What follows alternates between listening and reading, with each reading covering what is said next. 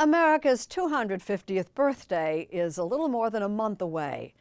And as Faith Salie shows us with the big day approaching, one of Washington's best-known landmarks is revealing a secret side. To call Washington a swamp is a metaphor, but also the literal truth. So when planning began for the Lincoln Memorial in the early 1910s, builders faced a real sinking problem. Their solution led to one of Washington's best-kept secrets, until now. We are underneath the Lincoln Memorial right here, standing with these 120 massive concrete pillars. They go 50 feet in the ground, down into the swamp, down to the bedrock, to actually support the enormous weight. This was all reclaimed land. Secretary of the Interior Doug Burgum took us through what's known as the memorial's Undercroft, a term usually reserved for the vaulted basement of a medieval castle or cathedral. Above us is Lincoln sitting in his reflective pose. At 50,000 square feet, the Undercroft is so massive it's almost twice the size of the memorial above. For years, Hollywood's imagined a secret underground to the memorial. And the Undercroft really is one. These are stalactites, aren't? Oh, I just got dripped on. Yes, they're still active, they're still dripping. And of course, as the rainwater comes through cracks in the granite, it seeps down here, picks up calcium. Visitors will see it for themselves starting this June in a new museum hanging directly beneath the memorial. I thought it'd be a good idea is to have more of an educational role for the Lincoln Memorial. Philanthropist David Rubenstein helped bring the Undercroft out of the shadows, donating a quarter of the $69 million needed for its transformation.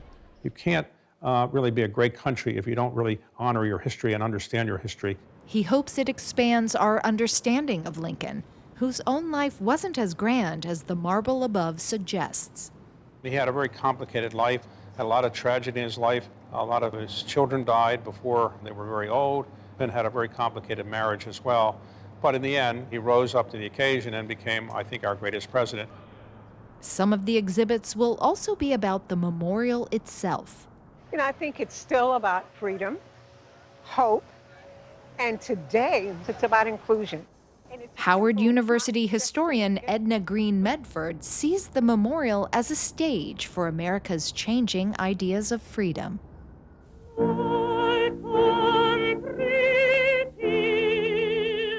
In 1939, contralto Marian Anderson, barred by white-only policies at the city's indoor venues, moved her performance here, delivering the opening notes to a decades-long battle for civil rights, where the memorial often took center stage.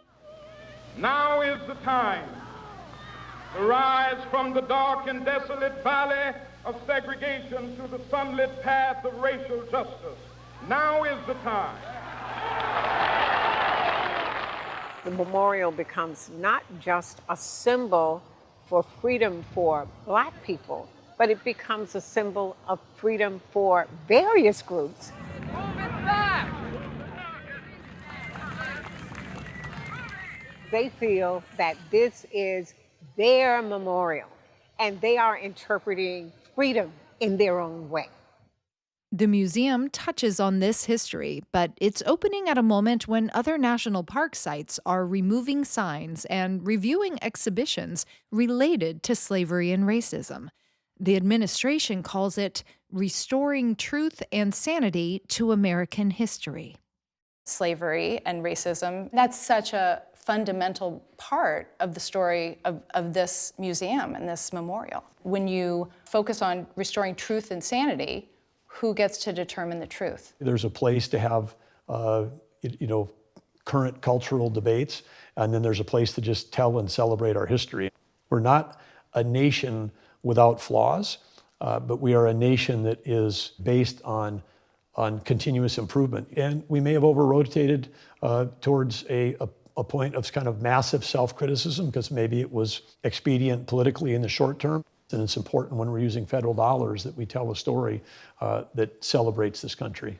The Undercroft will open as part of America's 250th celebration, highlighting Americans who left their mark in big ways and small.